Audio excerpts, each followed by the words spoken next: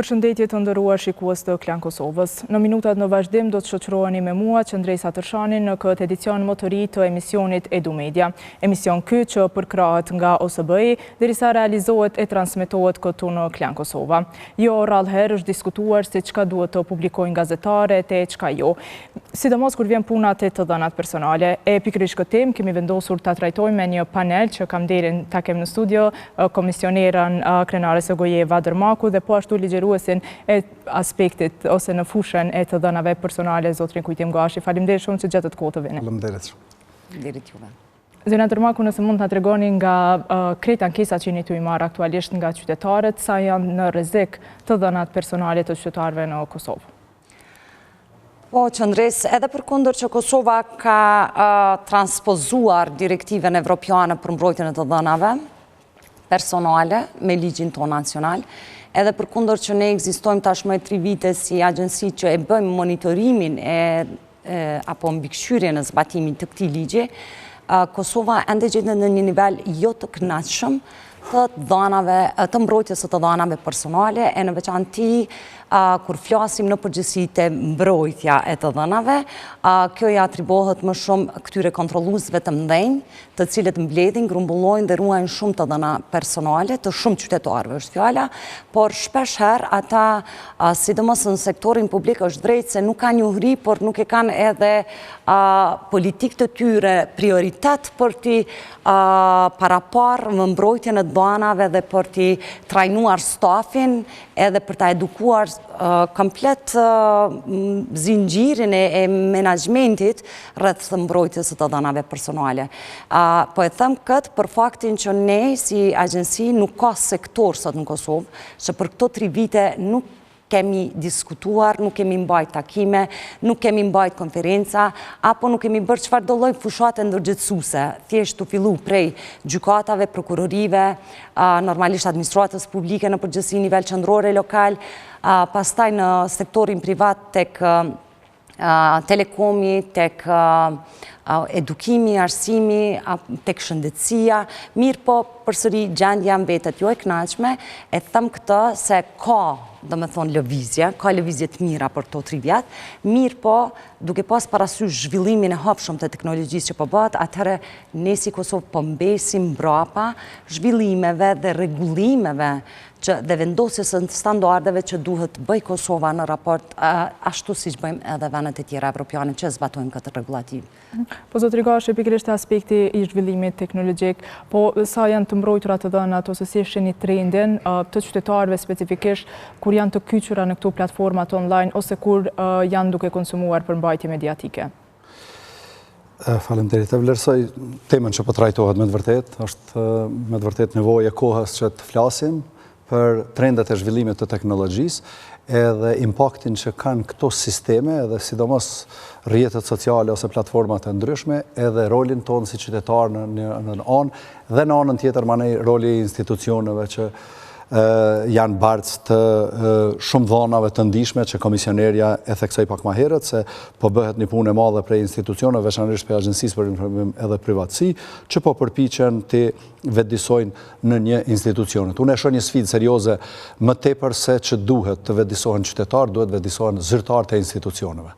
Mendoj se është një sfidë serioze, qasja e zyrtarëve të institucioneve ndoshta që në një mas nuk kanë njohurinë e duhur ose përgjegjësinë e duhur se sa e rëndësishme është ruajtja e dhënave personale. Qytetarët kanë akses në shumë dhëna, në shumë sisteme dhe platforma dhe i ekspozojnë dhënat e tyre personale në sisteme, ndoshta pa dijen e tyre, në mungesë të informacionit që kanë, dhe në anën tjetër janë zyrtarët e institucioneve që kanë akses në dhënat tona personale si qytetar, e ndoshta në mungesë të respektimit disa praktikave ose politikave që duhet të ekzistojnë apo edhe që duhet të plotësohen disa akte tjera ligjore se cili institucion përkatës që duhet vëj rregulla dhe standarde që t'i ndjek udhëzimet dhe rekomandimet e Agjencisë për Informim dhe Privatësi, kjo do ta ulte në masë të madhe lëshimet e mëdha që mund të bëhen si rezultati i asaj që ne për çdo ditë mund të t'i ekspozohemi abuzimeve nga kategori dhe grupe të caktuara që kanë për qëllim të abuzojnë me dhënat tona personale, rrjetet sociale, platformat e ndryshme elektronike, sistemet e shumta që përdoren dhe hapat kryesor që duhet të ndërmerren janë ato politikat e vetëdijsimit në një zyrtarëve dhe qytetarëve në anën tjetër. Komisionere, ditë më parë ju keni publikuar në fakt edhe një farë doracaku në situata të ndryshme si mund të reagojnë qytetarët, por edhe kur shkelen të drejtat e tyre sa i përket privatësisë, keni përmendur edhe fushën e mediave, po a mund të na tregoni edhe për aspektin e institucioneve të tjera, çka duhet bëjnë edhe sa po i shkelin ato të drejtat e qytetarëve në aspektin e privatësisë, sa publikojnë ato të dhëna, po ashtu edhe në aspektin medial, sa ka ankesa për mediat që publikojnë të dhëna.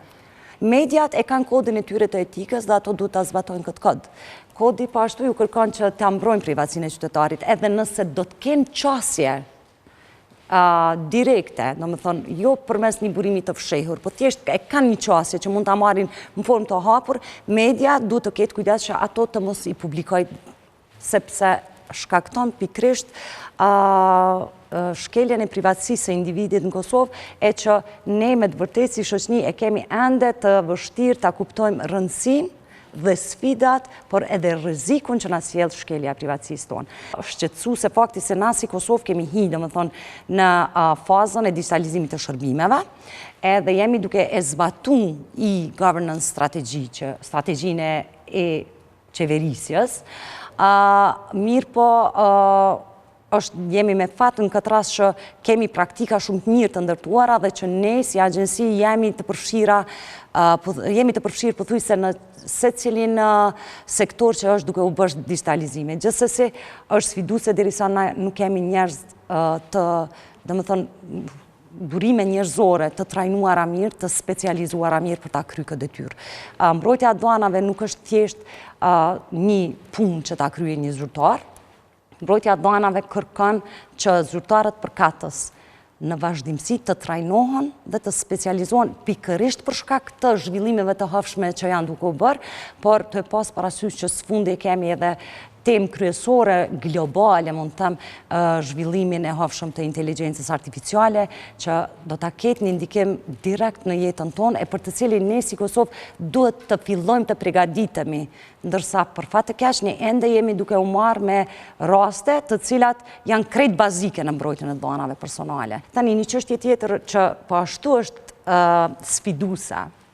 është përpunimi automatik i dhënave personale që vazhdimisht bëhet tek ne. Domethënë, sa kemi me mujt na si Kosovë me i mbrojt vetën tonë për këtyre zhvillimeve të fundit teknologjike, do të jetë një pikpyetje madhe nëse ne nuk bëhemi bashk, nuk koordinohemi, nëse qoftë niveli i qendror i qeverisjes, qoftë niveli lokal i qeverisjes, nuk fillon me i vendosë në politikat e tyre si prioritet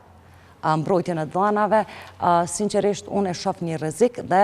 vazhdimisht bëj thirrje që të fillojmë të ndërgjegjsohemi, po të ftu këtu edhe mediat normalisht që kanë dhe luajnë një rol ekstremisht të rëndësishëm në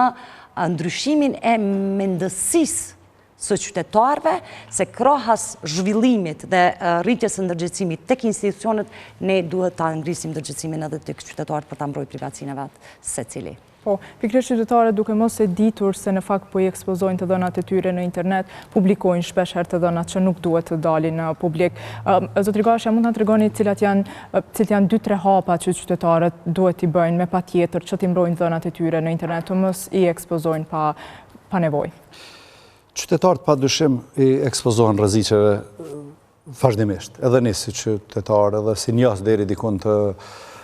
sistemeve dhe ndjeshmërisë të dhënave që kemi, që i ekspozojmë, normalisht që duhet të jemi të kujdesshëm dhe duhet ndoshta të ndërmirën vazhdimisht hapa edhe vetëdijsuese edhe prej mediave. E vlerësoj këtë cikël të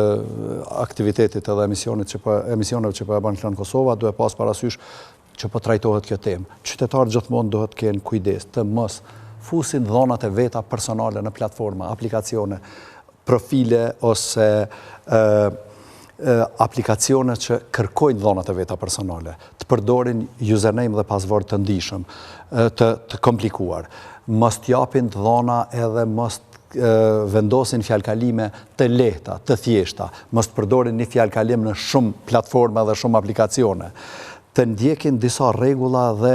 mënyra të testimit fillimisht të shohin burimin e ati aplikacioni që kërkon dhona. Kemi raste përmes mailave, phishing mails apo mailat mashtruese që ju kërkojnë dhona qytetarëve dhe pa dijen e tyne bëhen pre ose viktim e kriminalëve kibernetik. Kjo është njëna prej sfidave serioze në nivel vendor. Vendi ynë ka nxjerrë disa akte ligjore që i rregullon disa rregulla, i përcakton disa rregulla me akte ligjore, por në anën tjetër ne e dimi që marrëveshjet apo traktatet ndërkombëtare dhe regulativa ligjore e Bashkimit Evropian është ajo që po transpozohen dhe po përdoren edhe si praktika edhe në vendin tonë. GDPR apo rregulloria e përgjithshme e mbrojtjes dhonave personale në Bashkimin Evropian, ajo që po përdoret edhe po aplikohet edhe në vendin tonë, edhe në shumicën e vendeve që mund të mos jenë edhe pjesë të Bashkimit Evropian, sigurisht që duhet të ndiqen nga institucionet apo kompanit private që të ndiqen këto rregulla dhe regulativa përkatëse, duke pas parasysh se ne kemi një numër të madh të dhonave të qytetarëve që rrjetet sociale, korporata Meta apo Facebooku ka qenë cak i ndëshkimeve me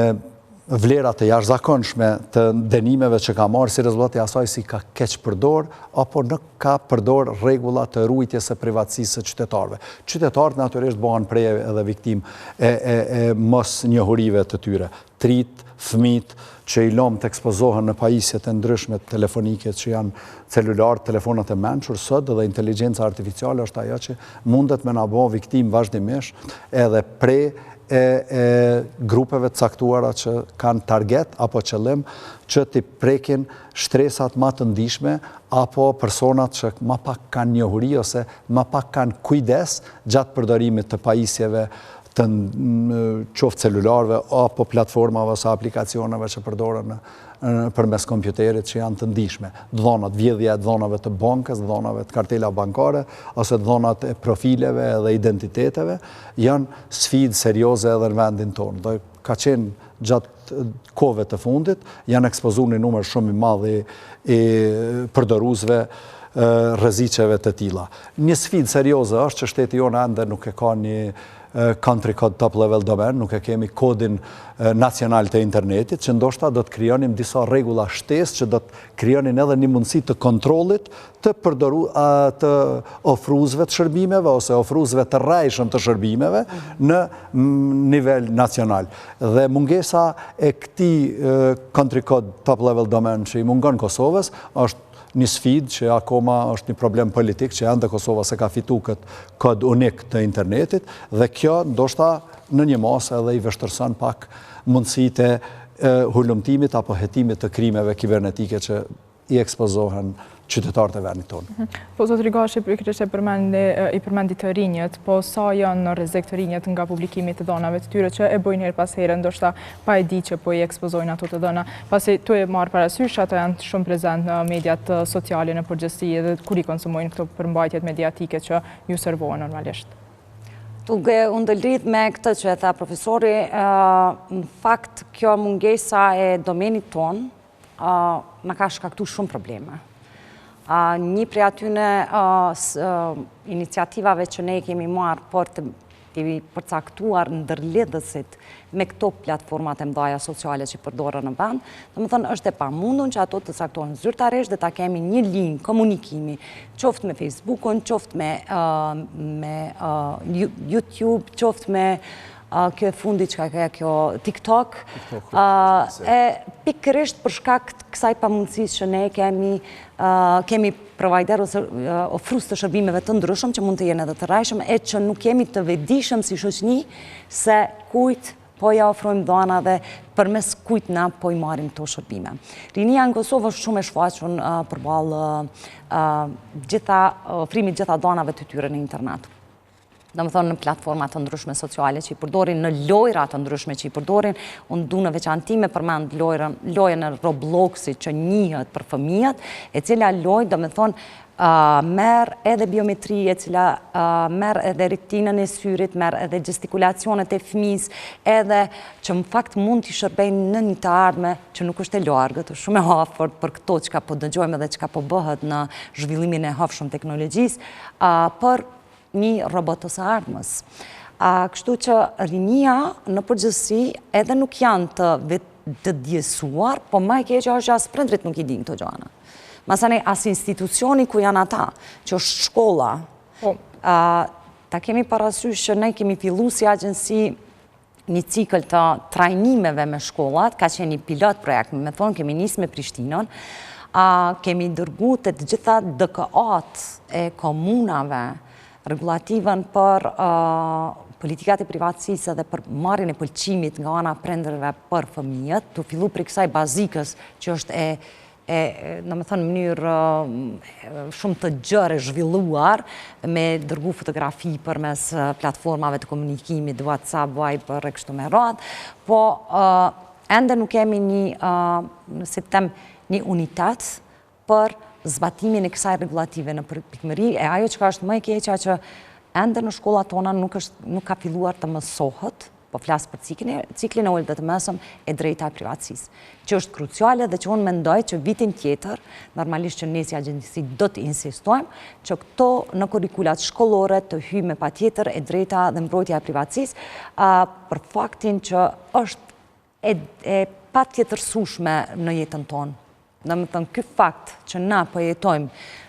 të njëjtën kohë jetën tonë reale dhe botën tonë virtuale, është një diçka që na jemi brenda, dhe ne duhet të dimë se si të sillemi. Domethënë, janë rregullat e etikës njësoj sikur se janë këto rregullat që i kemi në jetën tonë përditshme, ashtu siç është rrezik për jetën tonë, ashtu në botën e reale që e bojnë, ashtu është edhe rreziku në botën virtuale që na e provojmë, domethënë e jetojmë ose e përdorim në vazhdimsi. Nëse të rinjët dinë shumë për të dhënat e tyre personale, a i bie që rrjedhimisht ata dhe ankohen më pak kur ju shkeljen të drejta? Absolutisht. Keni ankesa ju si komision? Absolutisht, ne nëse nuk kemi ndonjë matës, domethënë parametër matës të moshës, por për atë që ka e dim sakt janë të gjithë të moshës madhore, domethënë nuk është se ka edhe tash ta kemi parasysh edhe kur ka fëmijë që është në moshën 18 vjeçare, fëmia ankesën duhet ta paraqes përmes kujdestarit ligjor ose prindit, kështu që nuk është se e kemi një statistikë, po absolutisht nuk kemi fëmijë që ankohen deri tash. Edhe kryesisht ankesat për fat të keq që un kam thënë se s'do ta përmend më publikisht, por që detyrohem përsëri ta përmend publikisht, e që e njëjta praktikë po na përcjell prej 2021-s është marketingu i drejtë për drejtë dhe kamerat. Dhe me thënë, dy çështje tashmë të tejkaluara në Evropë dhe fare nuk diskutohen. Evropa tash është në stadin e diskutimit se si